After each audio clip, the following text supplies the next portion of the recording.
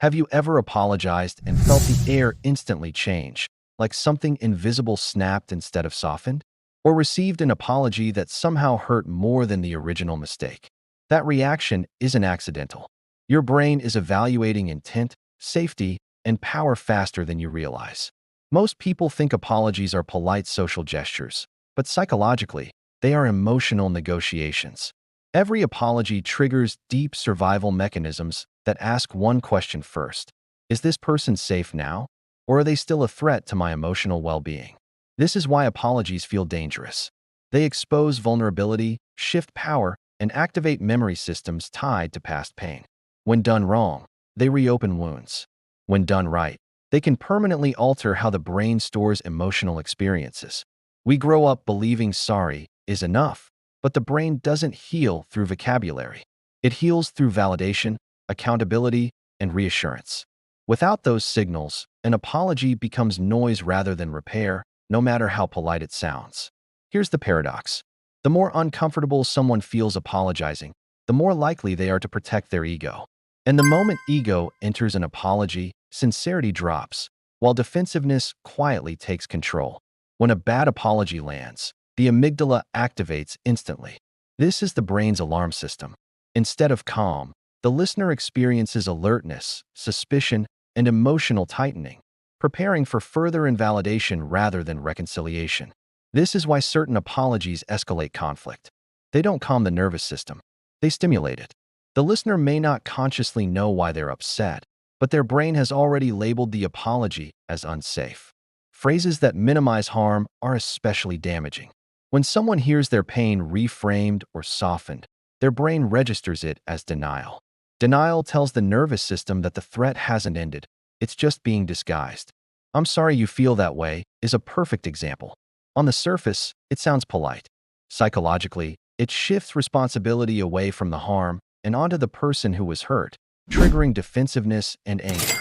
Another stinging pattern is explanation disguised as remorse. When apologies focus on intent instead of impact, the brain hears justification. Justification signals self-protection, not empathy, which immediately weakens emotional repair. Even timing matters.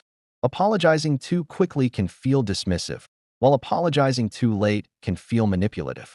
The brain tracks these details automatically, evaluating whether the apology serves healing or image management. From a deep psychological perspective, apologies are not about reducing guilt. They are about restoring balance. When someone is hurt, their sense of fairness is disrupted. A real apology repairs that imbalance. When an apology works, something different happens neurologically.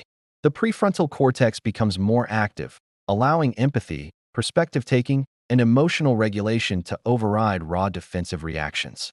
Clear accountability is the trigger.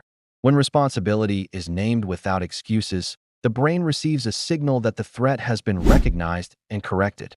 This reduces hypervigilance and allows emotional openness to return. Oxytocin also plays a key role. Authentic apologies increase oxytocin release, strengthening trust and bonding. This is why genuine apologies can feel unexpectedly relieving, even comforting, despite the pain involved. Nonverbal cues matter just as much as words. Eye contact, vocal steadiness, posture, and facial tension are scanned instantly. If these signals contradict the apology, the brain believes the body, not the sentence. This is where many people fail without realizing it. Their words say sorry, but their tone says irritated, rushed, or defensive. The nervous system trusts tone over language every time. Mirror neurons amplify this effect. When someone shows visible remorse, the listener's brain mirrors that emotional state, creating connection. When remorse is absent, emotional distance grows instead. Now let's examine manipulative apologies. These are apologies designed to regain control, not repair harm. The brain detects them as strategic rather than sincere, even if the speaker doesn't consciously intend manipulation. Conditional apologies are a red flag. "If I hurt you" subtly questions reality. The brain hears uncertainty instead of ownership, which undermines trust and prolongs emotional injury. Another manipulative pattern is over-apologizing without change. Repeated apologies without behavioral correction teach the brain that words are meaningless, increasing resentment rather than forgiveness. True apologies are rare because they require ego surrender.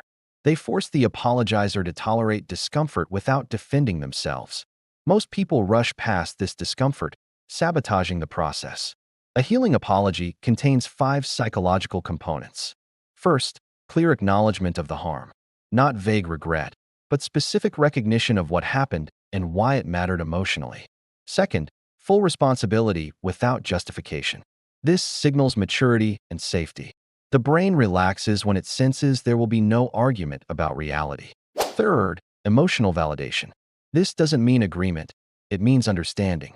When someone feels understood, their nervous system begins to downshift. Fourth, expressed remorse that matches the emotional weight of the situation. Flat apologies feel dishonest. Emotional congruence tells the brain the response is real. Fifth, commitment to change. This is crucial. Without future safety, forgiveness becomes a gamble. The brain needs evidence that the same harm won't repeat. Empathy is the engine behind all of this. Real empathy requires imagining the emotional experience of the other person, not your intention. This mental shift changes how apologies are delivered and received. This is where many people struggle. It's easier to explain yourself than to sit with someone else's pain. But explanation soothes the speaker, not the listener. Effective apologies slow down. They allow silence. They don't rush forgiveness. The brain needs time to recalibrate emotional safety, and pressure to move on only delays healing. In long-term relationships, words alone aren't enough. Consistent behavior reinforces sincerity. Every aligned action strengthens trust circuits that were weakened by the original harm. In 2026, trust is fragile. People are more psychologically aware and less tolerant of performative remorse. Apologies without depth are spotted quickly and dismissed just as fast. Open communication after an apology matters.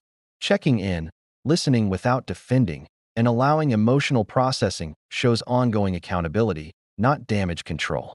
Forgiveness isn't forgetting. It's the brain deciding the relationship is safe enough to continue. Apologies that respect this process create deeper bonds than before the conflict. When apologies sting, it's because the brain feels unseen, unprotected, or manipulated. When they heal, it's because accountability replaced ego and safety replaced fear. Understanding the psychology of apologies gives you power, not to control others, but to repair damage in a way that actually works.